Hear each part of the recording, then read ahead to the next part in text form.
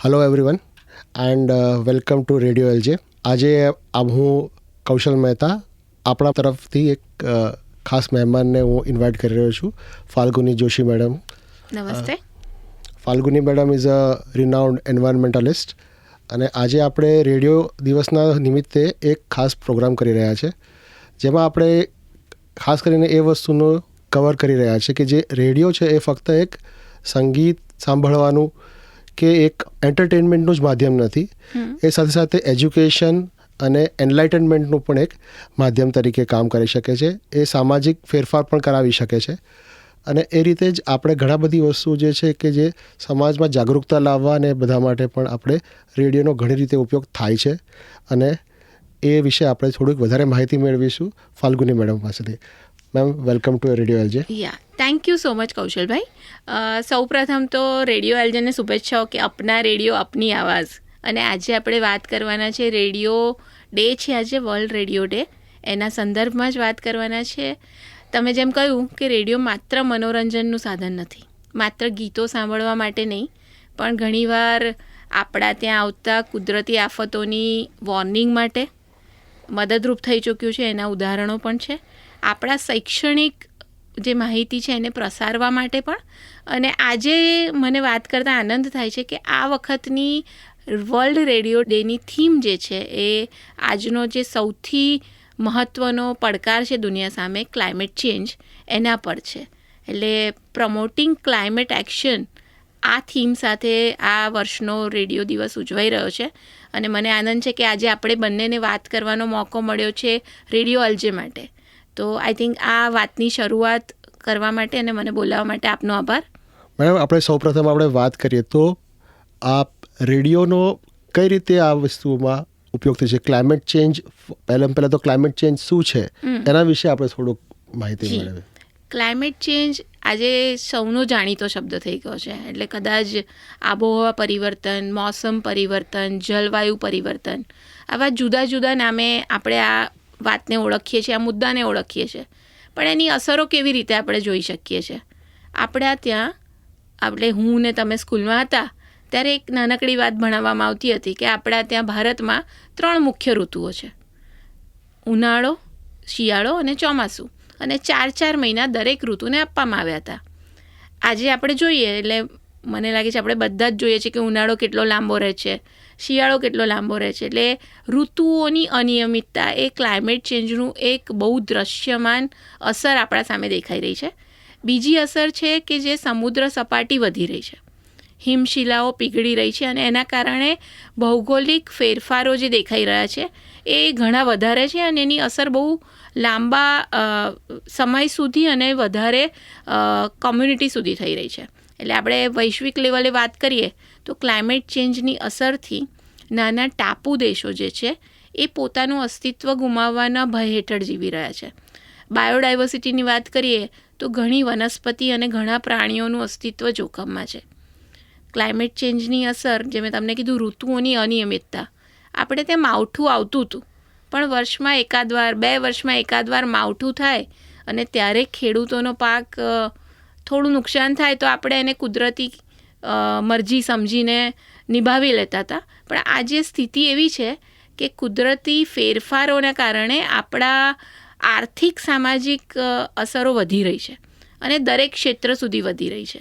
ખાસ કરીને ખેડૂત મિત્રોને આ બધાથી ઘણી ફરક પડી રહ્યો છે. આપણે જોઈ રહ્યા છીએ કે એના લીધે કેવી રીતે આપણને પણ ફરક પડી રહ્યો છે. ઘણા બધા શાકભાજી છે, પાક છે, એનું નુકસાન પણ આપણને જોવા મળે છે. એટલે અમદાવાદમાં આપણે વાત કરીએ તો અમદાવાદની બપોર, એટલે સમર વેકેશન આવે ત્યારે સમર વેકેશન ઘરમાં પુરાઈ રહેવું પડે, કારણ કે હીટ વેવની અસર એટલી છે કે આપણે બહાર નીકળી શકતા નથી. તો આ એક ઉદાહરણ મેં તમને આપ્યું હીટ વેવનું. એટલે આપણે જેને એક્સ્ટ્રીમ વેધર ઇવેન્ટ કહીએ છીએ, વિષમ હવામાનની ઘટનાઓ, જેમાં હીટ વેવ, પછી અનિયમિત વરસાદ. એટલે આપણે જોયું કે એક જ 2 કલાકમાં એટલો વરસાદ પડી જાય છે કે એ ખેતીના પાક માટે ઉપયોગી થવાના બદલે લીલો દુકાળ લઈ આવે છે. એટલે અમદાવાદમાં બેઠા બેઠા આપણે સૌ કદાચ વરસાદમાં દાળવડા ખાઈને મજા કરીએ છીએ, પણ આપણો ખેડૂત જે છે એની ચિંતા, એનો પાક જે રીતે જાય છે એ બહુ ભયાનક સ્થિતિ પેદા કરે છે. આના વિશે આપણે રેડિયો થકી માહિતી કેવી રીતે પહોંચાડી શકીએ. આપણો જે થીમ છે આજનો કે રેડિયો આ જે વર્ગ છે એના સુધી પહોંચવાની તાકાત ધરાવે છે. આજે નો ડાઉટ બધાના હાથમાં મોબાઈલ આવી ગયા છે, પણ જ્યારે કુદરતી આફતો આવે છે ત્યારે ઇલેક્ટ્રિસિટી, નેટવર્કની મર્યાદા એ બધાના કારણે આપણો ચાર્જિંગ જતો રહે છે મોબાઈલમાં કદાચ, પણ રેડિયો ચાલે છે. અગર હજી હું કહું છું કે આપણા ત્યાં જે પણ કુદરતી આફતો મોટી આવી હતી એમાં રેડિયોના જુદા જુદા પ્રકારોએ જે મદદ કરી હતી, એ FM રેડિયો હોય જે લોકોને બધી વોર્નિંગ અને સૂચનાઓ આપવામાં મદદ કરે, કે હેમ રેડિયો હોય કે જે આપાતકાલીન સ્થિતિમાં એકદમ કહેવાય ને કે પેલું દેવદૂત બનીને આવી જાય. તો આ જે છે કે એક પ્રસાર માધ્યમ તરીકે રેડિયોની જે તાકાત છે એ બહુ જ વધારે છે. અને ક્લાઇમેટ ચેન્જ એવો ઇસ્યુ છે ભાઈ કે જે દરેક વર્ગને અસર કરે છે. એટલે હું બચ્ચા લોકોને લઈ લો કે મહિલાઓને લઈ લો કે આપણા રોજિંદા કામ કરતા રોજનું રોજ કમાઈને રડતા કામદાર મિત્રોને લઈ લો, ખેડૂતોને લઈ લો, માછીમારોને લઈ લો, આ બધાને ક્લાઇમેટ ચેન્જની વિષમ અસરો થઈ રહી છે. અને આ પરિસ્થિતિમાં એક કમ્યુનિકેશનના માધ્યમ તરીકે રેડિયો બહુ જ પાયાની ભૂમિકા ભજવી શકે છે. અરે ઇવન આપણે જોઈએ કે શહેરો છે જ્યાં આટલી બધી ગીચ વસ્તી છે ત્યાં પણ આપણે જોઈએ છે કે લોકો ઘણી બધી વાર ટાઈમ નથી હોતો તો એ લોકો રેડિયો જ સાંભળી રહ્યા હોય છે. એટલે હું મારી જ વાત કરું. યસ આપણા ત્યાં અત્યારે તમે જુઓ કે થાય છે શું કે આપણે ટ્રાફિકમાં ભરાઈ ગયા હોઈએ, જ્યારે આપણને એ વખતે જે કાને પડે છે એ આપણા મનમાં રહે છે. તો આ જ વાત છે કે આપણે નાના નાના તમે મેસેજ સાંભળ્યા હશે, સ્લોગન હશે, આપણા મોઢે કેમ ચડેલા છે? કારણ કે આપણે રેડિયો પર વારંવાર સાંભળેલા છે. આના વિશે આપણે શું કરી શકીએ? I mean how can we mitigate climate change? આ વસ્તુ માટે આપણે કઈ રીતે આગળ એને ટાળવા માટે કાં તો એને જે થઈ રહ્યું છે એનું રોકવા માટે આપણે શું કરી શકીએ છીએ? ક્લાઇમેટ ચેન્જની અથવા તો આબોહવા પરિવર્તનની વાત કરીએ તો એની અસરો ખૂબ વ્યાપક છે, એટલે ગ્રામીણ વિસ્તારોમાં અને શહેરી વિસ્તારોમાં. હવે આ બે ગ્રુપ જે છે એ એવા ગ્રુપ છે કે જ્યાં સુધી, ધારો કે હું વાત કરું છું પહેલાં ગ્રામીણ વિસ્તારોની, તો આપણે ખેડૂતોની વાત કરી તો ખેડૂતોને મોસમના જે સમાચાર છે એ એકદમ માહિતી એક્યુરેટ મળી રહે તો એ પોતાના ખેતરમાં કયો પાક લેવો, કેવી રીતે વાવવો અને એનું સમયગાળો શું લેવો એ બધાનું મદદરૂપ થઈ શકે એ ડિસિઝન લેવામાં. અર્બન એરિયાની વાત કરું તો આપણા ત્યાં અમદાવાદ મ્યુનિસિપલ કોર્પોરેશનની જ હું વાત કરું, અમદાવાદમાં આપણે બધા રહીએ છીએ, તો અમદાવાદમાં હીટ એક્શન પ્લાન એક અમલી બન્યો છે. કારણ કે હીટ વેવથી અમદાવાદ શહેરમાં જે નુકસાન થાય છે, ખાસ કરીને આરોગ્યનું, પબ્લિક હેલ્થનું જે નુકસાન થઈ રહ્યું છે એના માટે જે હીટ એક્શન પ્લાન બન્યો છે એમાં માહિતીનું પ્રસારણ એ સૌથી અગત્યની બાબત તરીકે મૂકવામાં આવ્યું છે. હવે તમે જે મને વાત પૂછી કે આ ક્લાઇમેટ એક્શન, એ ક્લાઇમેટ એક્શન આખરે શું છે? કદાચ કોઈ મોટા સેમિનારમાં જઈને આપણે સાંભળ્યું હશે કે વૈશ્વિક ધોરણે ક્લાઇમેટ કોન્ફરન્સ થાય છે, ત્યાં નીતિ વિષયક નિર્ણયો થાય છે, પણ સાચી ક્લાઇમેટ એક્શન જે છે એ કમ્યુનિટીમાં થઈ રહી છે. શાહપુરમાં રહેતા એક અમારા ગીતાબેન છે, એમનું ઘર નાનું છે પણ એમણે એટલા બધા નાના નાના છોડ ભેગા કર્યા છે એમની ઓરડીમાં અને એમના વરંડામાં. હવે આ વાત રેડિયો પોતાના માધ્યમથી વધારે લોકો સુધી પહોંચાડી શકે. આ આપણી એક ગ્રીન પ્રેક્ટિસ છે જે ક્લાઇમેટ એક્શન છે. એટલે તમે મને પૂછ્યું કે ક્લાઇમેટ ચેન્જ જે છે એના બે પાસા છે. જે બદલાઈ રહેલી અસરો છે, જે મુસીબત છે, એની સાથે આપણે ટેવાતા જઈએ, એટલે આપણે એડાપ્ટ કરતા જઈએ. અને બીજું કે જે ક્લાઇમેટ ચેન્જનો પ્રશ્ન ઊભો કરી રહ્યો છે એ કારણોને આપણે મિટિગેટ કરતા જઈએ. તો મિટિગેશન અને એડાપ્ટેશન એ ક્લાઇમેટ ચેન્જના બે પાસા છે. એવી જ રીતે કમ્યુનિટી એક્શન અને આ તમે ગ્રીન પ્રેક્ટિસીસની વાત કરો છો, મને લાગે છે આપના કેમ્પસમાં મેં બહાર આવતા અર્બન ફોરેસ્ટનું એક બોર્ડ જોયું અને આઈ થિંક આ જે છે ગ્રીનરી વધારવી એ કદાચ આપના ત્યાં પણ ડિપાર્ટમેન્ટમાં પણ કદાચ થતું હશે. તો આઈ થિંક ઓર્ગેનિક ખાતર વાવવું, પોતાના ઘરમાં પોતાના જે એઠવાડમાંથી કમ્પોસ્ટ બનાવીને ખાતર કરીને પોતાના જરૂરિયાતના શાકભાજી મેળવવા. કોરોના કાળમાં આપણે બધા આ પ્રયોગો કરી પણ ચૂક્યા છીએ, એટલે નાની ટામેટી વાવવાના કે કોથમીર વાવવાના. તો આઈ થિંક આપના ડિપાર્ટમેન્ટ, કારણ કે આપ સાયન્સ ડિપાર્ટમેન્ટમાં છો, તો આઈ થિંક આપ પણ એમાં કશુંક ઉમેરી શકશો. એટલે મેમ આ તમે જે ગ્રીન પ્રેક્ટિસીસ કહો છો થોડુંક કે તમે એને થોડુંક વધારે એક્સપ્લેન કરશો તો સારું રહેશે. ચોક્કસ. મેં તમને કહ્યું કે આપણો વિશ્વમાં જે ક્લાઇમેટ ચેન્જની અસરો થઈ રહી છે એમાં જે અસરો છે એ વ્યક્તિગત રીતે આપણને જે લાગુ પડે છે, એટલે આપણા વ્યક્તિગત સ્ટેપ્સ જે છે, આપણી એક્શન્સ જે છે, એમાં આપણે અગર થોડી નાની બાબતો ઇન્ક્લુડ કરીએ, ધારો કે આપણે સ્થાનિક ધોરણે જે ઉત્પાદન થઈ રહ્યું છે એ વાપરવાનું ચાલુ કરીએ, એટલે આપણે શાકભાજીની વાત કરીએ કે ફ્રૂટ્સની વાત કરીએ, આ સ્થાનિક ઉત્પાદનોને અપનાવવા. પછી આપણી એક પરંપરાગત જે બધી પ્રેક્ટિસીસ હતી, એટલે મને હજી પણ યાદ છે કે આપણા ઘરમાં જ્યારે કેરી આવે ને તો કેરીમાંથી ખાલી આમરસ આપણે નથી ખાતા, આપણે એમાંથી મલ્ટિપલ ઉપયોગો કરીએ છીએ. એ આપણા ત્યાં મુખવાસ રૂપે પણ એનું કામ થાય છે, એટલે મુખવાસ રૂપે પણ એની ગોટલી આપણે વાપરતા હોઈએ છીએ. આ જે આપણી પરંપરાગત પદ્ધતિઓ જે આપણે થોડા ફાસ્ટ ફેશનમાં થોડીક સાઈડમાં મૂકી દીધી છે, તો આ જે ગ્રીન પ્રેક્ટિસીસની વાત હું કરી રહી છું એ આ નાની પ્રેક્ટિસીસ છે કે આપણા ઘરમાં આપણે એનર્જી કન્ઝમ્પશન જે છે એ ધ્યાન રાખીએ, આપણે પાણીનો ઉપયોગ જે છે એ થોડો મર્યાદિત લિમિટેડ એમાં કરીએ, આપણા આરોમાંથી જે પાણી નીકળે છે વેસ્ટ વોટર એને આપણે છોડવાઓમાં નાખવાનું ઓપ્શન લઈ લઈએ, આપણા ત્યાં જે કચરો પેદા થાય છે એને આપણે વર્ગીકૃત કરીને રાખીએ જેથી એ રિસાયકલિંગ માટે ઇઝીલી જઈ શકે. એના સિવાય આપણા ત્યાં આપણા શેરીમાં, આપણા સોસાયટીની બહાર જે છે થોડી ગ્રીનરી વધે એના માટેના પ્રયોગો કરીએ. આપણે બધા જ જન્મદિવસે અને હવે તો ઇનફેક્ટ આપણે કોઈના મૃત્યુ નિમિત્તે બેસણામાં જઈએ ત્યાં પણ પ્લાન્ટ આપવાનું ચલણ વધ્યું છે, જે આપણે એક હકારાત્મક પગલું ગણી શકીએ. તો આ પ્લાન્ટની દેખભાળ કરવાની જવાબદારી પણ આપણે લઈએ. અને આના સિવાય પ્લાસ્ટિક જે છે એનો વપરાશ આપણે બહુ જ કરી રહ્યા છીએ, તો એનો ક્યાંક ને ક્યાંક આપણી બીજા વિકલ્પોને અપનાવવાની કોશિશ કરીએ. આ બધી જ વસ્તુ ક્લાઇમેટ ચેન્જ સામેની લડાઈમાં મદદરૂપ થવાની છે. આપણે હવે આ જે રેડિયો જે છે એ આ ક્લાઇમેટ એક્શનના જે ખાસ કરીને તમારા જેવા જે એક્સપર્ટ્સ છે એ બધા માટે કેટલું લાભદાયી છે કે કેટલો એનો ઉપયોગ થઈ શકે છે? જેમ કે અત્યારે અમે તમને બોલાવ્યા છે અને આ જે તમારો જે સંદેશો છે, જે તમે આ બધી જે ઇન્ફોર્મેશન આપી રહ્યા છો, જે બધી માહિતી ને નોલેજ મળી રહ્યું છે, એવી જ રીતે બીજે પણ કઈ રીતે આ થઈ શકે છે, એનો ઉપયોગ થઈ શકે છે? How radio can be used as a medium for bringing about change and enlightenment? મને લાગે છે પર્યાવરણ ક્ષેત્ર સાથે હું જેટલા વર્ષોથી કામ કરી રહી છું એમાં મેં રેડિયો કેવી રીતે ઉપયોગી થઈ શકે એના માટે મારા મનમાં 3-4 વાતો છે. એક તો ઘણીવાર શું હોય છે કે આપણે એક ડર તરીકે આ પ્રશ્નને જોઈએ છે કે ક્લાઇમેટ ચેન્જની અસરોથી આ થઈ જશે, તો રેડિયો એક વિશ્વસનીય માધ્યમ તરીકે એવી માહિતી આપે જે ઓથેન્ટિક હોય, અને ઓથેન્ટિક માહિતી જે છે એ શ્રોતાઓ સુધી પહોંચાડવાનું કામ રેડિયો જુદા જુદા ફોર્મેટમાં કરી શકે, પણ ઓથેન્ટિક માહિતી હશે, જે કહેવાય કે વિશ્વસનીય માહિતી હશે, તો એના પરથી કંઈક એક્શન પ્લાન બનાવવા માટે લોકો એમાંથી પ્રોત્સાહિત થશે.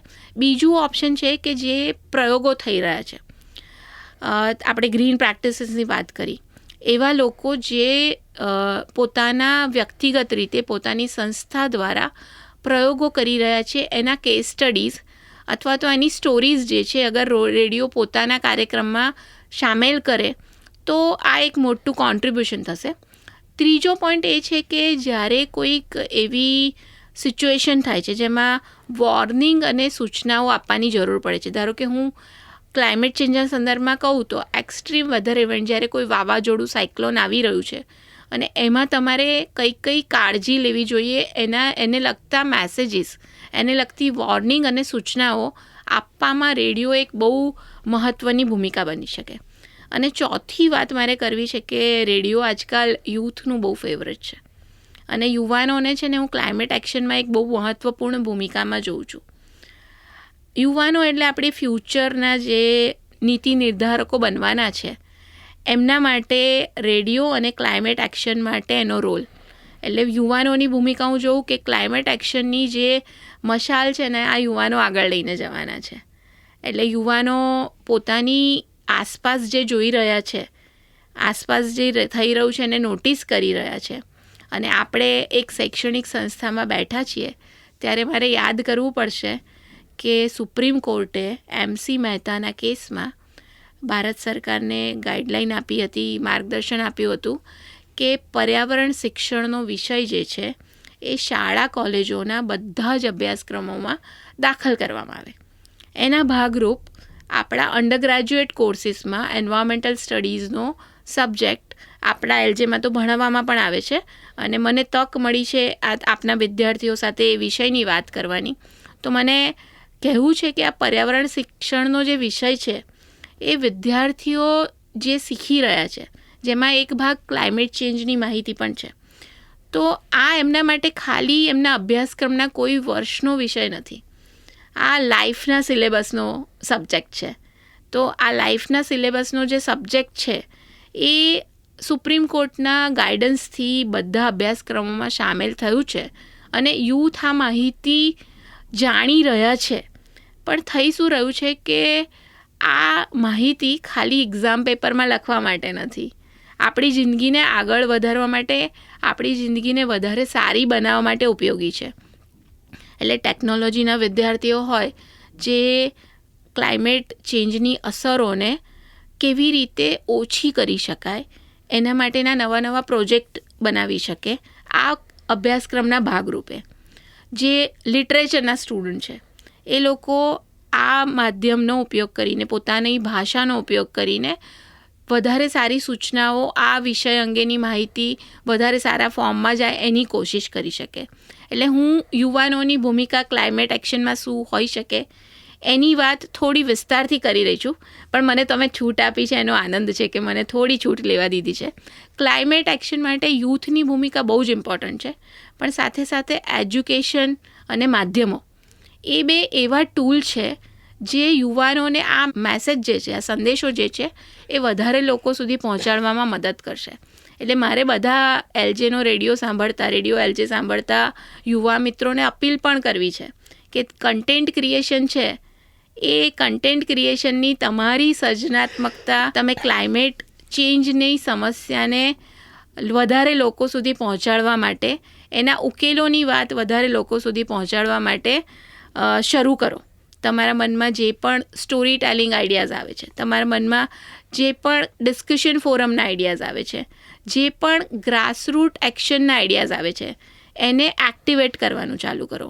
હું મારો નાનકડો એક્સપિરિયન્સ શેર કરીશ. હું જે સંસ્થા સાથે જોડાયેલી છું, પર્યાવરણ મિત્ર નામની સંસ્થા સાથે હું જોડાયેલી છું, અને અમે એક યુવા બ્રિગેડ, જેનું નામ અમે ગ્રીન કેટલિસ્ટ આપ્યું છે, એટલે જે ચેન્જ એજન્ટ્સ બનવા માટેની પ્રક્રિયા યુવાનો એમાં જોડાઈને કરે છે, એમાં અમે પર્યાવરણ બાબતોને સમજે, એ મુદ્દાઓને સમજે એના માટે ક્ષમતાવર્ધન ટ્રેનિંગ્સ કરીએ છીએ યુવા મિત્રોની, જુદી જુદી કોલેજના સ્ટુડન્ટ્સની. અને આ માહિતી મેળવ્યા બાદ આ જ યુવાનો શાળાઓમાં જઈને, કમ્યુનિટી વિસ્તારોમાં જઈને શેરી નાટક દ્વારા, પોસ્ટર્સ દ્વારા આ પર્યાવરણીય બચાવવાનો મેસેજ જે છે એ વધારે મોટા સમુદાય સુધી આપે છે. તો મને લાગે છે આ રેડિયો એ જ કામ કરી શકે છે. આજે પર્યાવરણીય સંદેશાઓ જે આપણે ક્લાઇમેટ ચેન્જની અસરોને ઓછી કરવા માટે જરૂરી છે, એ સંદેશાઓને, એવી બાબતો જે સામાન્ય લોકો પોતાની જિંદગીમાં કરી રહ્યા છે. મેં શાહપુરના ગીતાબેનની વાત કરી, જેઓ પોતાના નાનકડા ઘરમાં વધારે વૃક્ષો ઉછેરે છે. જે નાની નાની બોટલ્સ કે પેલા આપણા ડબ્બા આવે છે એમાં એ વૃક્ષ ઉછેરે છે. પોતાના કચરાને 2 ભાગમાં વહેંચીને ઓર્ગેનિક કચરામાંથી ખાતર બનાવવાની વાત કરે છે. આપે પણ વાત કરી કે આપ સેન્દ્રિય ખાતર બનાવો છો. તો આ બધા સરાહનીય પગલાઓની વાત આ ક્લાઇમેટ એક્શન્સ છે, આ ગ્રીન પ્રેક્ટિસીસ છે, જેની વાત રેડિયો દ્વારા વધારે લોકો સુધી પહોંચી શકાય. થેન્ક યુ મેડમ, તમે તમારો સમય આપ્યો અને ઘણી બધી સારી અને મહત્ત્વની વસ્તુઓ તમે અમને શેર કરી. અમને અમારા થકી અમારા બધા શ્રોતાઓ મિત્રો સાથે તમે શેર કરી. તમારો ખૂબ ખૂબ આભાર છે madam. Thank you so much. Hopefully આપણે વધારે જ આવી રીતે ચર્ચા કરતા રહીશું ચોક્કસ. અને વધુ માહિતી એકબીજા સાથે અમે શેર કરતા રહીશું.